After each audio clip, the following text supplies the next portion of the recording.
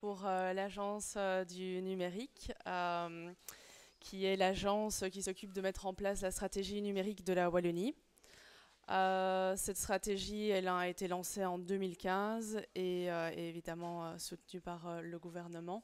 Et aujourd'hui, nous nous focalisons sur 5 grandes thématiques qui sont premièrement clairement le secteur du numérique avec l'ensemble des entreprises du numérique et les entreprises technologiques qui contribuent fortement à cette révolution. Deuxième thématique, c'est tout ce qui est lié au territoire. Et là, on va parler de l'infrastructure, de l'e-santé, du smart cities, etc. Troisième thématique, c'est tout ce qui est lié au secteur public avec le gros challenge de l'open data et de la cybersécurité. La quatrième thématique, c'est l'éducation et la formation. Je pense qu'elle parle d'elle-même. Et finalement, la cinquième thématique, c'est celle qui nous intéresse plus particulièrement aujourd'hui. C'est tout ce qui est économie digitale. Et là, on va parler vraiment des entreprises, des secteurs qui sont touchés par cette transformation numérique, par cette transformation technologique. Et donc, en fait, le rôle ici de Digital Wallonia, donc, qui est la stratégie, c'est vraiment d'aider à rationaliser et à créer une dynamique au niveau de l'écosystème wallon et d'insuffler une dynamique de sensibilisation et d'accompagnement des entreprises dans cette transformation numérique. Alors à l'agence, pour ceux qui ne connaissent pas Digital Wallonia, on est plus ou moins 35 et on est 15 experts qui travaillons sur les 5 grandes thématiques. Et donc aujourd'hui, je vais vous parler celle qui est à votre gauche, qui s'appelle donc Made Different Digital Wallonia et qui est liée à l'industrie 4.0. On travaille sur plus de 50 projets et donc c'est un aperçu de ce qu'on fait. Donc l'industrie 4.0, je ne vais pas revenir sur le concept, etc. Juste un petit mot par rapport au fait que c'est donc l'Allemagne, hein, tu l'as dit, qui a lancé ce concept-là en 2010, donc ça date déjà de quelques années. Et la chancelière Angela Merkel a repris assez vite ce concept pour en faire une stratégie clairement dans son pays. Donc en 2011, l'Allemagne avait déjà une stratégie industrie 4.0. Et comme vous pouvez le voir ici à gauche, on est plus ou moins au milieu. La Belgique a lancé un programme qui s'appelait à ce moment-là Factories of the Future et qui a été lancé par Agoria, Fédération des technologies, et le CIRIS, qui est un centre de recherche des technologies. Donc depuis 2013, il y a des actions qui sont menées sur toute la Belgique et ils ont lancé aussi un award qui s'appelle l'Award Factories of the Future depuis 2015 ici. Et 16 entreprises belges ont obtenu cet award, ont été lauréates Factories of the Future. Et parmi ces 16 entreprises, actuellement, seulement 2 entreprises sont wallonnes. Donc c'est JTech et Valeo, ce sont des entreprises qui sont des entreprises manufacturières puisqu'on parle d'entreprises manufacturières ici, et ce sont des entreprises qui sont dans le secteur de l'automobile et qui sont clairement des entreprises qui sont à la pointe dans l'intégration de technologies et normalement notamment de l'automation mais de l'intégration de cobots, de robotique, etc. Alors pour rentrer un peu plus dans le détail sur l'état, sur la situation de la Wallonie, ici j'ai repris une étude qui a été faite par le bureau de consultance Roland Berger en 2015. Et donc vous voyez ce tableau, à gauche vous reprenez 7 ou 8 grands concepts leviers de l'industrie 4.0 et donc thématiques sur lesquelles les entreprises doivent être performantes pour avoir cette étiquette, on va dire 4.0. Et puis on a les petits triangles qui situent le niveau de maturité des entreprises wallonnes. Et donc on est plutôt situé entre l'utilisation inexistante des technologies à l'utilisation de prototypes en entreprise. Donc on est vraiment à un niveau encore assez faible. On continue à mener ce genre d'information, enfin à lancer ce genre d'enquête, et donc on peut en 2017 confirmer que les tendances sont toujours les mêmes. Par contre, on a aussi énormément d'entreprises, heureusement, qui sont ultra performantes et qui sont vraiment des success stories. Et on a voulu commencer un petit peu identifier ces entreprises en Wallonie pour en faire la promotion et pour qu'elles deviennent aussi ambassadeurs de ce nouveau concept pour finalement augmenter la compétitivité des entreprises. Alors j'ai dû choisir un cas parmi d'autres. Ici, je vais passer une vidéo de l'entreprise qui s'appelle BEA, qui est une entreprise liégeoise, pour vous faire honneur ce soir. Et donc, c'est une entreprise qui fabrique des capteurs pour portes. Et je l'ai pris comme exemple parce que, en fait, elle s'attaque, enfin, la vidéo, en tout cas, comprend énormément d'informations, notamment sur, évidemment, les aspects technologiques qu'elle intègre dans son entreprise, mais aussi, elle va parler de l'évolution des business models, parce que l'industrie 4.0, c'est pas qu'une question de technologie, c'est aussi une question du fait que les technologies permettent aux entreprises de développer des nouveaux business models et donc de créer de la valeur différemment pour devenir plus compétitifs. Elle va parler aussi de l'humain, qui clairement dans l'industrie 4.0, comme vous l'avez entendu, il y a on parle d'évolution des métiers, et donc c'est un réel challenge pour l'entreprise de pouvoir comprendre quels seront ses besoins futurs, et finalement d'un projet de relocalisation. Donc on a souvent parlé de délocalisation de chaînes de production, et ici on va parler de relocalisation.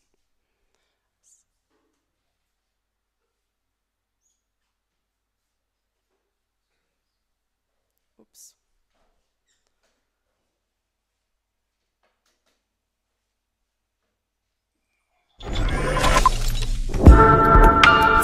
Le son n'est pas sur mon PC, mais sur le...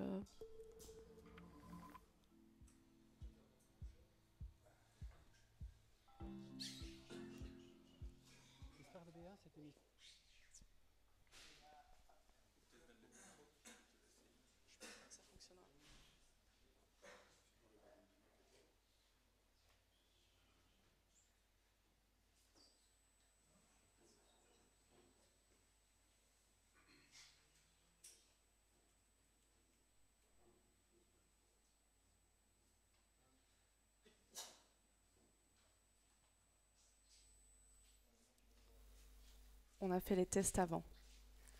Je précise quand même.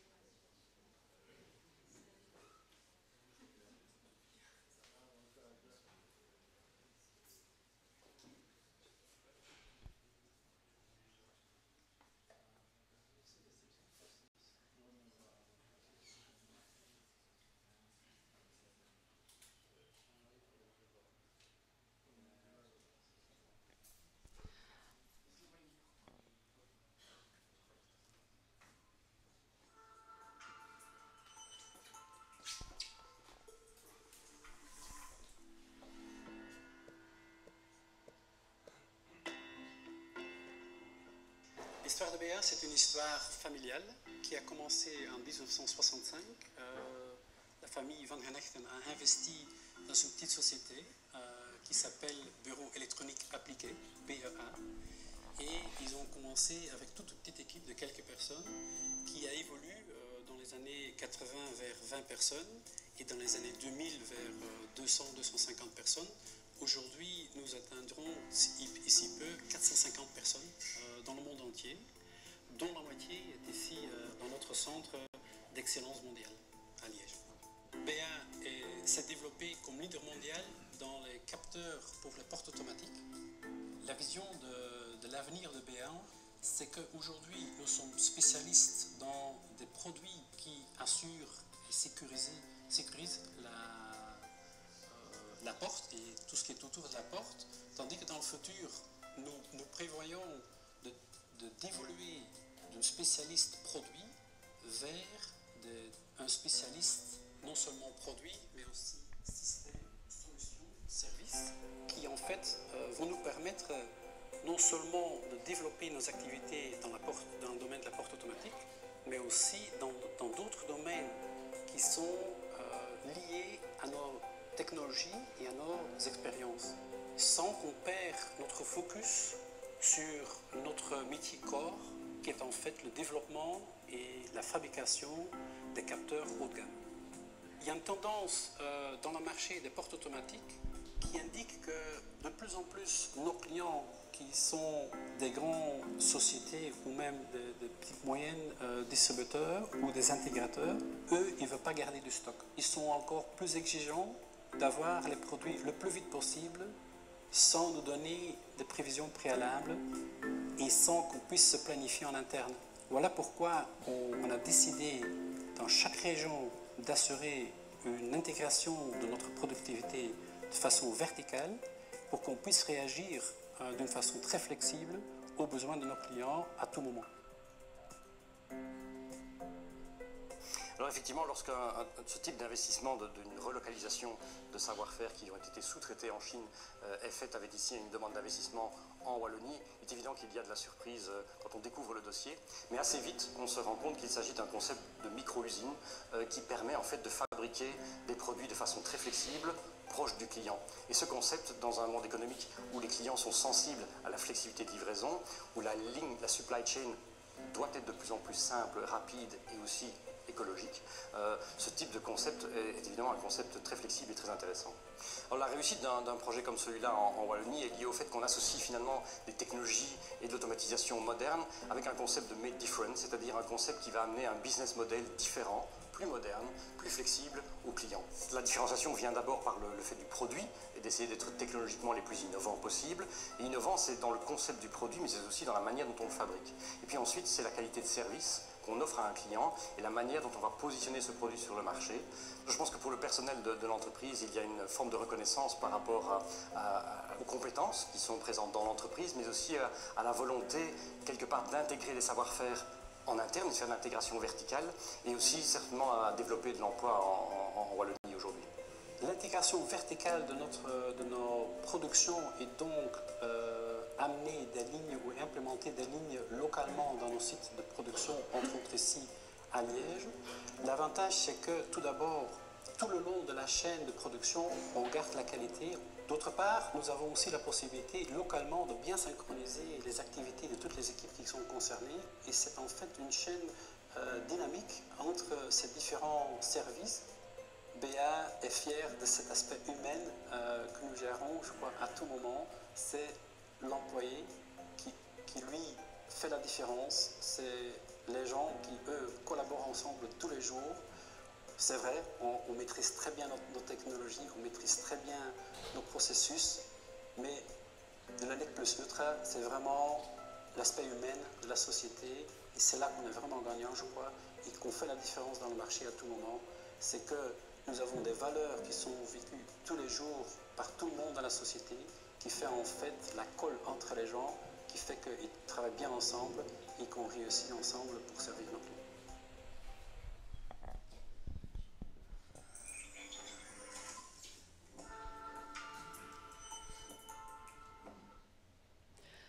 Donc voilà, je voulais partager ce témoignage. Et alors, on a parlé beaucoup de l'impact sur l'emploi. Ici, l'impact, clairement, il est positif. Et en fait, c'est le cas de beaucoup d'entreprises qui se mettent au 4.0.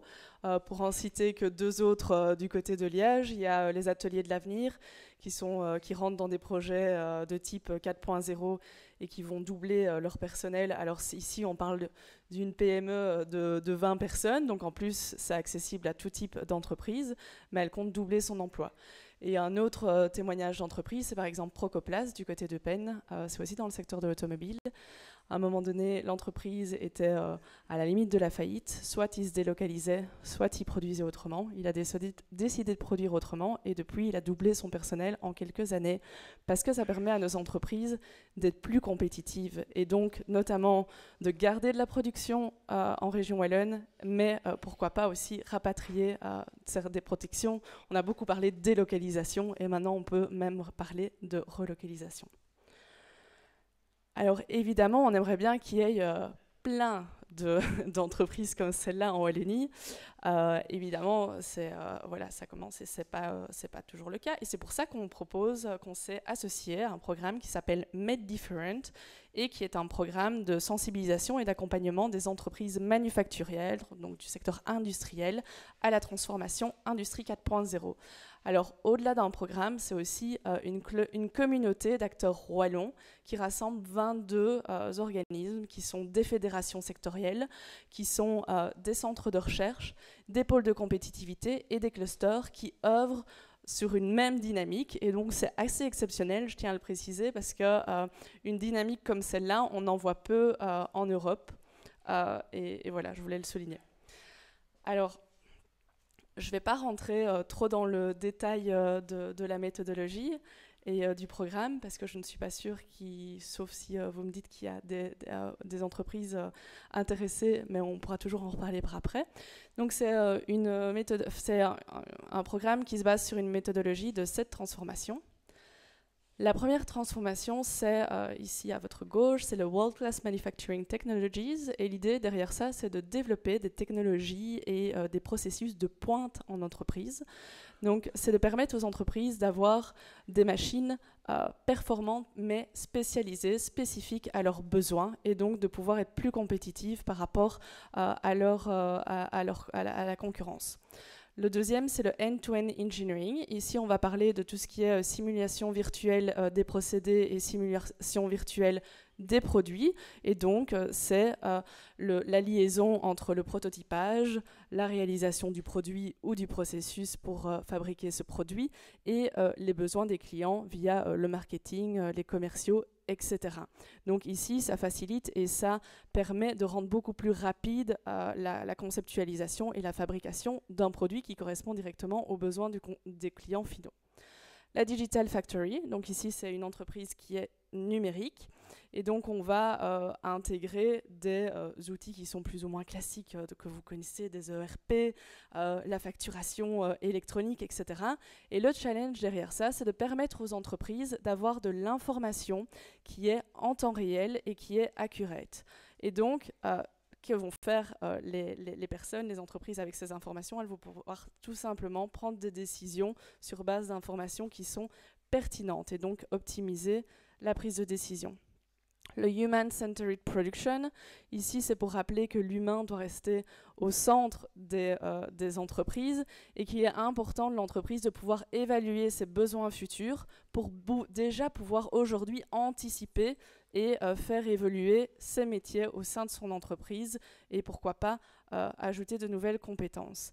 La Networked Factory, parce qu'une entreprise ne peut pas être performante sur tous les domaines, donc elle a certains aspects dans lesquels elle va créer vraiment de la valeur ajoutée et donc on lui propose plutôt de se spécialiser là-dedans, mais si par exemple elle est moins bonne en logistique, peut-être de s'associer avec une entreprise qui est plus spécialisée en logistique. Donc la collaboration au niveau de l'industrie 4.0 est vraiment cruciale.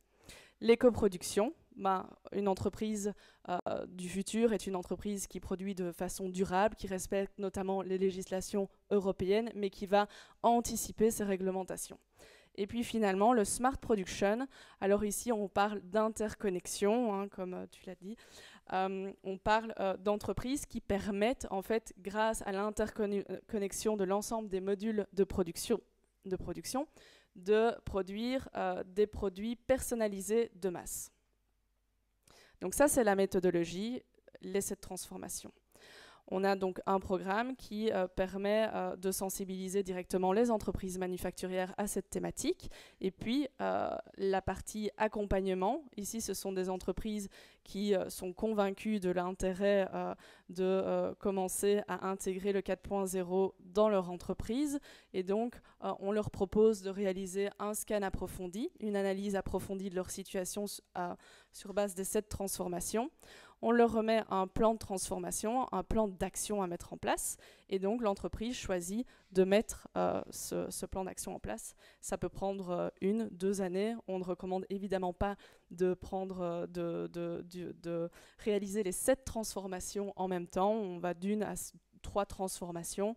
Et c'est un processus qui est évidemment continu. Et le 4.0, on a parlé d'énormément de technologies et surtout d'une évolution constante et très rapide de ces technologies. Et c'est pareil pour l'entreprise, elle doit évoluer continuellement par rapport notamment à l'intégration de ces technologies. Et puis on a toute une série d'outils qui sont mis à disposition des entreprises. Alors ces outils, ça dépend un petit peu de la situation du secteur de l'entreprise. Ça dépend aussi de son niveau de maturité et finalement de ses besoins. Et donc on a un premier outil de diagnostic de maturité numérique qui est disponible pour toutes les entreprises en ligne. C'est offert, ça a été construit par l'Agence du numérique avec d'autres personnes. Et elle permet aux entreprises d'avoir un regard assez rapide finalement sur son état de maturité, sur tout ce qui est production intelligente, produits intelligents et business model intelligent. Et on offre aussi à ces entreprises une demi-journée de consultance avec un expert qui vient expliquer les tenants et aboutissants de ces résultats. Et puis, si elle veut aller plus loin, on lui propose de faire un Factories of the Future scan. Ici, on se focalise vraiment sur les 7 transformations. Ou un Global scan. Ici, c'est les 7 transformations plus analyse de la stratégie, analyse de la vente et des achats. Pour les entreprises qui sont déjà dans un cycle de transformation, un self-calibration scan, voir un peu où on en est et adapter sa stratégie par rapport à des objectifs qui ont déjà été établis dans une stratégie de transformation. Et finalement, le réseau, donc les 22 partenaires, proposent toute une série d'activités. Ça va à des conférences, à des visites d'entreprise, à des tables rondes avec des directeurs d'entreprise, etc. Et c'est principalement organisé par les fédérations sectorielles. Alors comme je vous en ai déjà parlé, ici ce sont l'organisation des Factories of the Future de cette année, 2007. Actuellement, 16 entreprises qui ont été lauréates et JTech et Valeo, les 2 entreprises wallonnes du secteur automobile qui ont reçu cet award. Quelques chiffres quand même, donc on a débuté, on va dire, on a redynamisé ce programme-là depuis le début de l'année. On vise 1500 entreprises, donc on a pris des entreprises, toutes les entreprises industrielles qui avaient au moins 10 ETP, voilà. On en a sensibilisé, maintenant on est au-delà de 320, je pense qu'on doit être 350 entreprises, et une 60aine ont réalisé déjà un diagnostic et un scan approfondi. Donc ça veut dire qu'il y a une réelle demande et un réel souhait des entreprises de pouvoir aussi être accompagnées, en tout cas débuter la démarche avec nous. Alors, juste par rapport à l'analyse, le scan approfondi, on collabore tout particulièrement avec le CIRIS et Mecatech qui sont actifs sur la partie analyse approfondie en entreprise. Et puis, pour ceux que ça intéresse aussi, il y a la plateforme Chèque Entreprise. Là, on va de l'autre côté, c'est du côté de l'offre. Donc, tous les offreurs de produits et de services Industrie 4.0 qui souhaiteraient s'inscrire dans cette dynamique peuvent demander une labellisation lié à l'industrie 4.0, mais on parle aussi à l'excellence opérationnelle, à la transformation numérique et bien d'autres.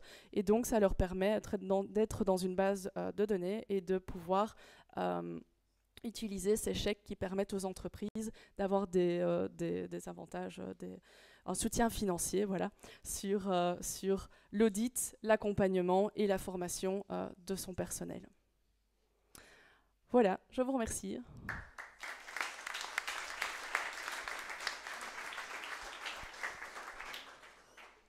Merci Fanny. Je vous propose, avant de passer à l'exposition des cas pratiques, de